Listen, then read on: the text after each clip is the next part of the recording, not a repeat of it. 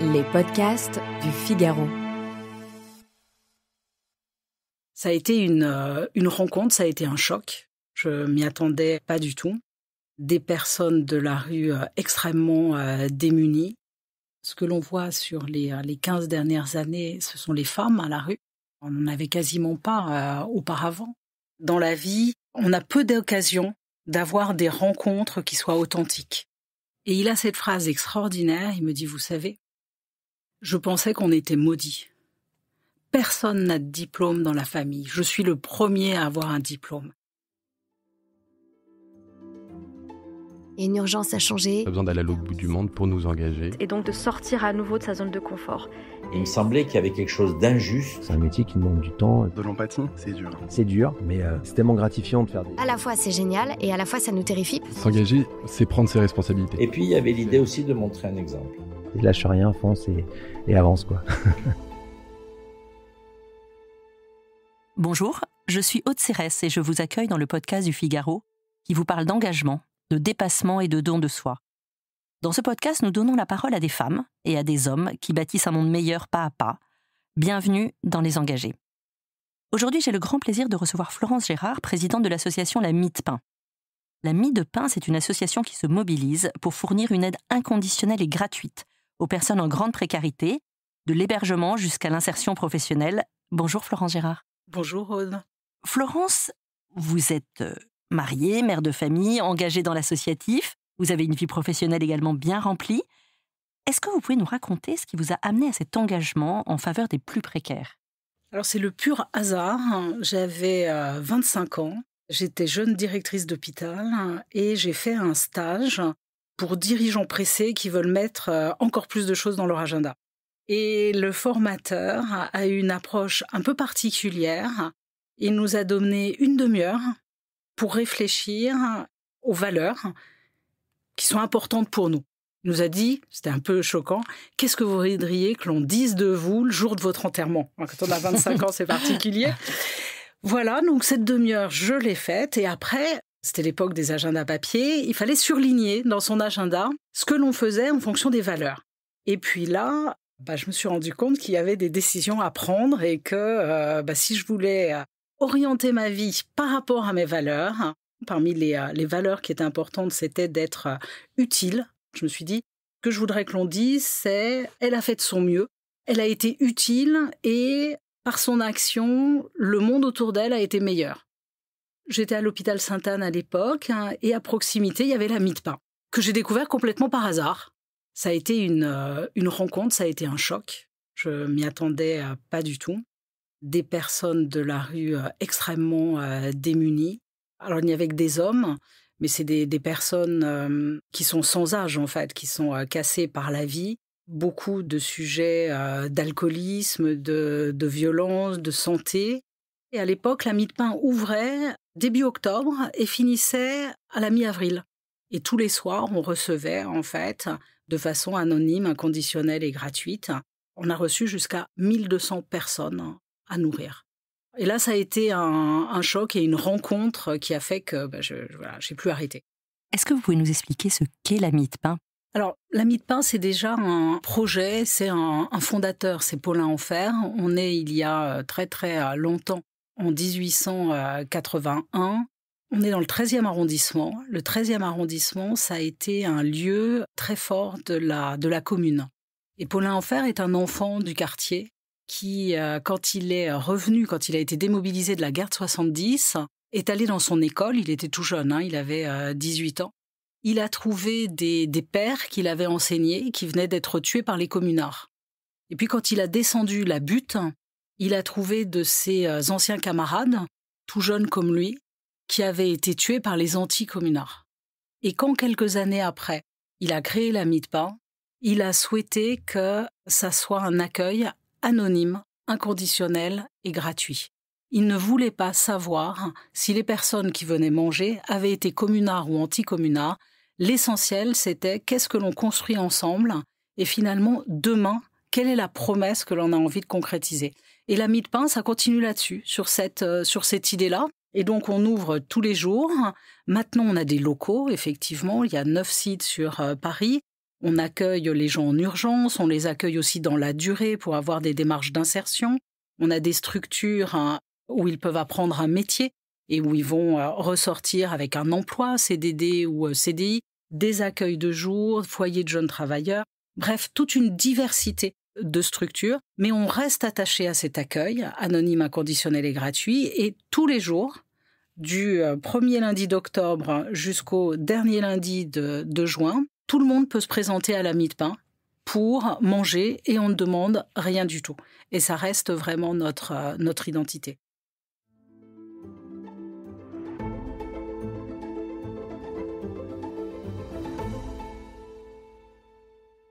La Mie de Pin s'occupe de l'accueil des sans-abri et des personnes en grande précarité, mais également d'insertion professionnelle, et c'est important. Comment est-ce que vous faites? Qu'est-ce que vous engagez comme action? Ce qui est important pour sortir durablement de la rue, il faut un toit, mais pour avoir un toit, il faut une feuille de paye. Et pour avoir une feuille de paye, il faut travailler. Donc c'est vraiment un travail que l'on fait conjointement avec les personnes pour à la fois trouver une solution de logement qui soit durable et en même temps un emploi. Donc on a plusieurs activités. On peut apprendre un métier à la Mie de Pin, les métiers du nettoyage, les métiers de la restauration ou de la blanchisserie. Et puis on accompagne aussi les personnes dans leurs projets professionnelles et elles peuvent, comme tout un chacun, elles peuvent être demandeurs d'emploi, bénéficier de dispositifs de formation et on va les aider dans ces cas-là. Faut penser qu'une personne à la rue, elle est dans d'autres codes et que reprendre un travail, c'est une démarche de longue haleine. Donc on a par exemple des dispositifs premières heures où les gens vont venir quelques heures par semaine, tout simplement pour réapprendre ce qu'est être un horaire, arriver à l'heure, appliquer une consigne. Puis au fur et à mesure, on va les remettre au travail. Là encore, tout est faisable. J'ai été très marquée par un monsieur de notre première promotion du chantier restauration qui est sorti avec un titre professionnel d'agent polyvalent de restauration. Il avait 58 ans. Et donc je lui dis, monsieur, quel effet ça vous fait? Alors il se met la main sur la poitrine et il me dit, ça me fait chaud là. Je dis, ah oui, c'est bien. Et il a cette phrase extraordinaire, il me dit, vous savez, je pensais qu'on était maudits. Personne n'a de diplôme dans la famille. Je suis le premier à avoir un diplôme. Eh bien, ce soir, je vais réunir, en fait, mes enfants et mes petits-enfants et je vais leur dire que c'est fini. On n'est plus maudits. Et maintenant, à eux aussi d'avoir des diplômes et à réussir. C'est extraordinaire, en fait, comme témoignage.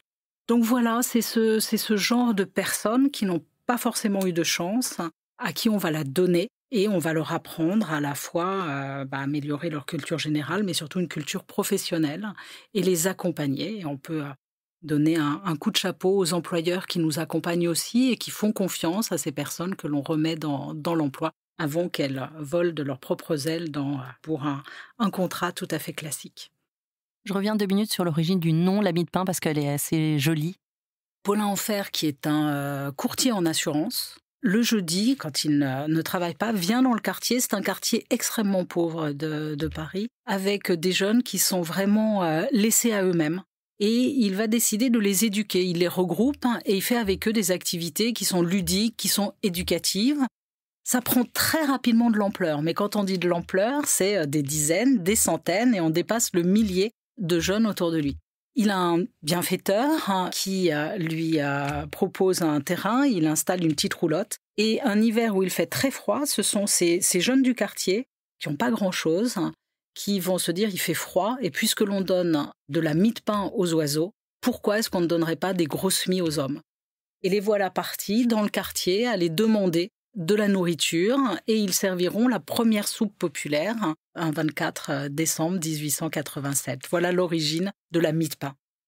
Comment s'est ancré votre engagement dans votre quotidien entre vie professionnelle, vie de famille? On pense que le temps se divise alors qu'en fait il se multiplie.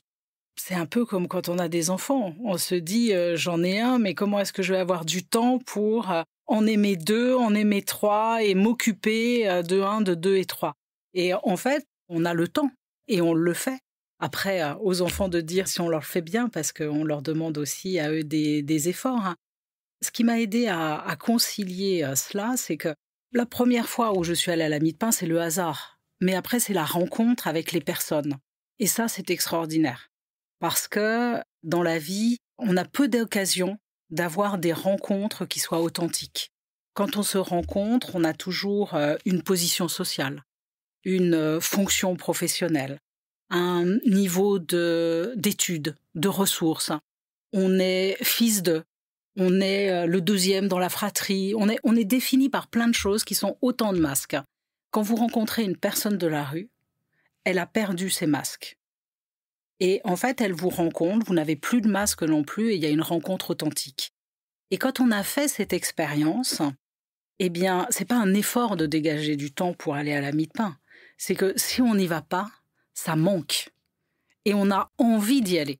Et c'est tout le mystère, en fait, du don qui fait qu'on reçoit tellement et on grandit tellement, en fait, dans cette activité et au contact de ces personnes qu'on ne se pose pas la question. C'est le chemin, donc on va y aller. Et puis c'est une façon aussi de se ressourcer de tout le reste. Et je pense que j'ai amené aussi dans la famille et à la maison beaucoup de choses, des interrogations, des expériences, des rencontres qui font que les uns et les autres en profitent et grandissent.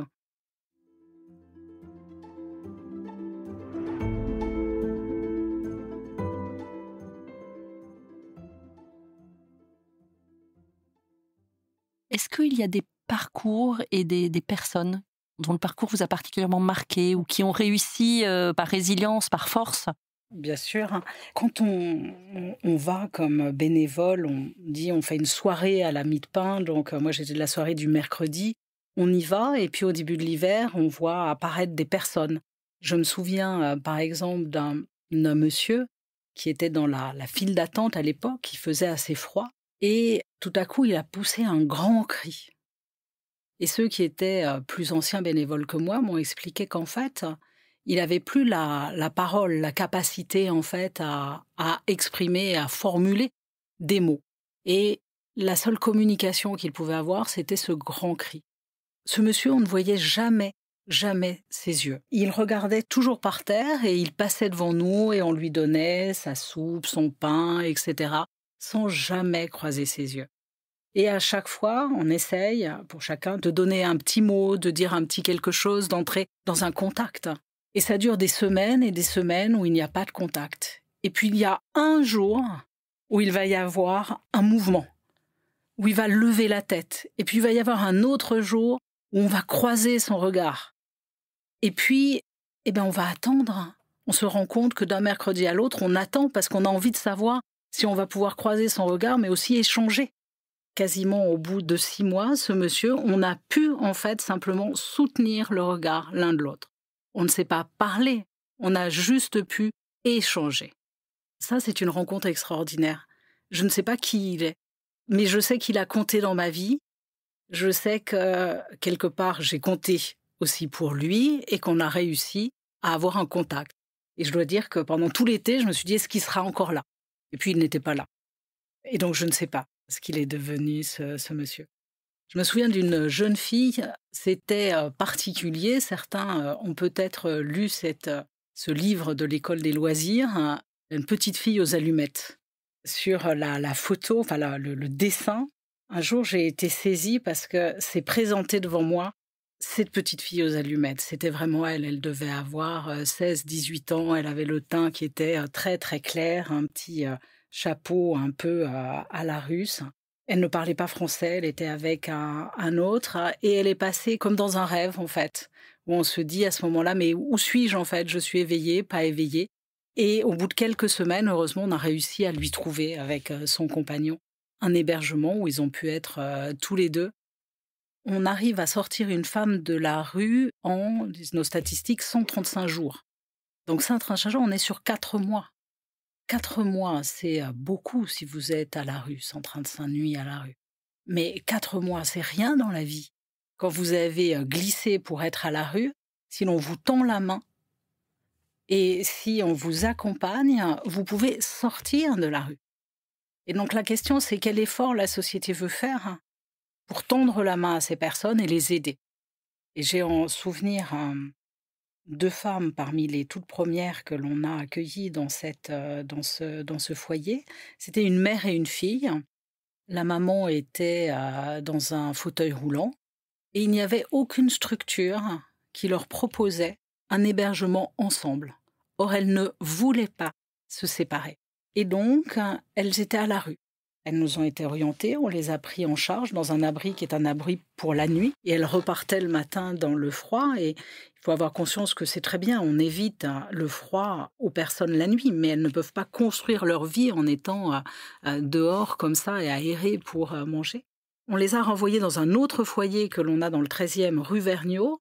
Il n'était pas équipé pour les fauteuils roulants. On a fait tout ce qu'il fallait pour qu'ils viennent, pour adapter. Et finalement, donc, elles sont venues.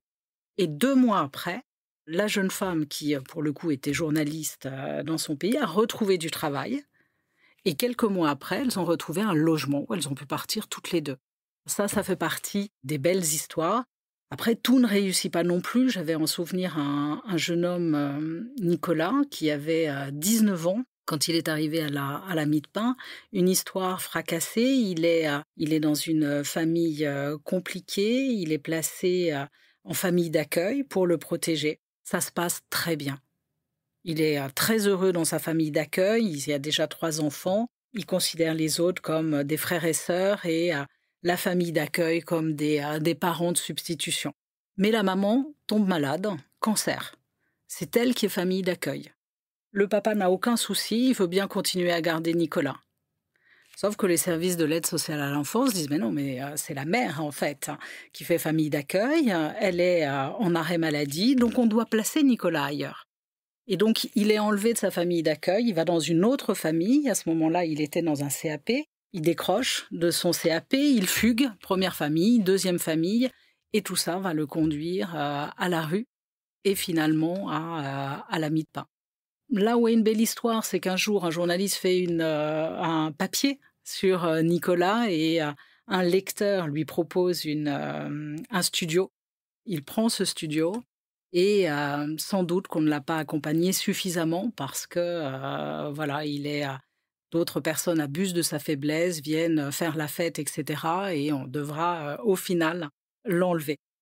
Mais c'est pour dire qu'à la fois, il y a des possibilités. C'est pas une fatalité d'être à la rue et encore moins de le rester. C'est pas non plus facile parce qu'il y a des blessures pour certains qui sont des blessures extrêmement profondes. Est-ce que depuis que vous êtes entré dans ce service bénévole à la Mie de Pin, le visage de la précarité a changé ? Oui, tout à fait. On accueillait beaucoup d'hommes à la rue qui avaient plus de 45, 50 ans. Ce que l'on voit sur les 15 dernières années, ce sont les femmes à la rue. On n'en avait quasiment pas auparavant. On se dit à la fois, alors c'est une bonne chose parce que les femmes n'acceptent plus les mauvais traitements et donc elles vont partir. Ce sont généralement des femmes victimes de violences ? Souvent, c'est souvent cela. Mais d'un autre côté, ça veut dire qu'il n'y a pas les structures pour les accueillir. Il y a des jeunes aussi. Les ruptures familiales sont beaucoup plus précoces. À l'initiative de jeunes qui vont fuguer et se retrouver seuls dans la rue au risque de tomber entre les mains de mauvaises personnes ou de réseaux, mais aussi, on voit, et c'est plus étonnant, des familles qui mettent à la rue en fait des jeunes, y compris mineurs. Ensuite, il y a beaucoup aussi de zones de conflit, de théâtres de conflit. Il y en a eu en Europe, il y en a à proximité. Et donc, Paris est aussi un réceptacle pour ces personnes, souvent de passage, que l'on voit autour de nous. Mais le grand phénomène, ce sont les femmes et les jeunes. Et puis, sur les dernières années, avec le retour de l'inflation, le prix de l'énergie, on a aussi le soir qui viennent manger des personnes qui ont un logement, voire qui ont un salaire, mais qui ne peuvent plus suffire à nourrir leur famille. On a eu, il y a de ça quelque temps, un monsieur, il travaille, il a un logement, mais clairement pour lui, en fait, il ne peut pas nourrir sa famille.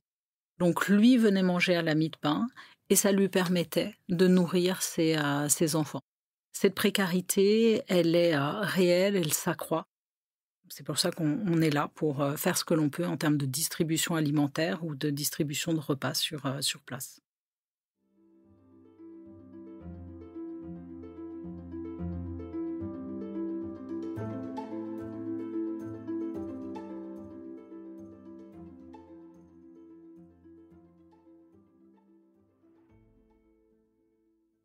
que vous avez l'impression que notre société est aujourd'hui plus attentive qu'avant aux plus précaires? Ou est-ce que c'est difficile à dire? C'est pas simple à dire. Alors nous, on a un prisme parce qu'à un moment donné, cette chaleur humaine, elle se transmet et puis il y a finalement un microcosme. J'aurais tendance à dire, on n'a jamais eu autant de donateurs. La Mie de Pain vit à la fois de subventions de l'État et aussi de la générosité du public. Et c'est en dizaines de milliers de personnes, en fait, les donateurs pour la Mie de Pain. On a plus de 60 000 personnes qui nous accompagnent par leurs dons. Donc c'est des personnes individuelles? Ce sont des individus. Donc juste pour vous aider, si nos auditeurs veulent vous aider, c'est sur le site? Sur le site de la Mie de Pain, effectivement. Ils peuvent faire un don en ligne. Le nombre de donateurs augmente. Nous faisons des collectes alimentaires dans les magasins 2 fois par an et la collecte continue à progresser. Donc ce sont des signes de la générosité qui continue autour de nous. En même temps, on a quand même l'impression, et ce que nous disent les personnes hébergées, c'est que pour elles, la situation est difficile, qu'il y a plus à la fois d'indifférence du plus grand nombre et peut-être plus d'interpellations par un petit nombre qui leur sont faites, et toujours la même difficulté à rentrer en relation. Nous, dans notre mission, il y a aussi changé le regard sur les sans-abri. Je dis, vous pouvez devenir bénévole à la Mie de Pain, vous pouvez nous aider par un don, mais simplement, si vous vous arrêtez à côté d'une personne qui est à la rue, sur un banc, peut-être par terre, peut-être titubant, que vous la regardez, que vous lui parlez, c'est aussi un don important et on peut tous le faire, ce don-là d'un regard ou d'un sourire. Et pour eux, c'est important. Souvent, ils nous le disent quand on distribue un repas, c'est les seuls échanges qu'ils ont de la journée. Qu'est-ce qui vous a amené à prendre la présidence de la Mie de Pain, qui est quand même une plus grande responsabilité que simple bénévole? Je suis devenue présidente de la Mie de Pain en 2013, donc ça faisait quasiment 20 ans de bénévolat, puisque je suis arrivée en 1994. Ce sont les hasards de la vie. Nous avions un président, Jean Lafont, vraiment un homme extraordinaire et visionnaire, qui a fait un malaise, qui était âgé, et il fallait reprendre le flambeau, tout simplement. Donc ça fait partie des moments de vérité où on se dit, il faut reprendre le manche. Si je peux le faire, allons-y. Donc on a échangé au sein des administrateurs et c'est moi qui y suis allée. Voilà, et ils ont la faiblesse de me réélire chaque année, donc ça doit leur convenir pour l'instant. Merci beaucoup Florence. J'en viens à la question traditionnelle des engagés. Si vous étiez à ma place, quel engagé inviteriez-vous? Peut-être que je suggérerais de voir Catherine Prade, vice-présidente de l'association des Amis de Paulin-Enfer et aussi postulatrice de la cause en béatification de Paulin-Enfer, dont je vous parlais, et qui est une personne extrêmement engagée dans cette action et qui pourrait vous faire découvrir une figure du 13e arrondissement qui parle à tout le monde, puisque c'est une figure qui a construit une œuvre qui perdure quand même un siècle après son décès, et surtout qui a fait confiance à des jeunes qui n'avaient pas grand-chose et qui ont bâti quelque chose qui sert aujourd'hui, c'est plus de 1500 personnes que l'on accueille tous les jours. Donc, c'est une figure à connaître. Merci beaucoup Florence Gérard. Je rappelle que vous êtes présidente de l'association La Mie de Pain. Merci beaucoup. Merci à tous d'avoir écouté ce podcast. Je rappelle que les engagés sont disponibles sur le site du Figaro, sur Figaro Radio et toutes les plateformes d'écoute. À bientôt.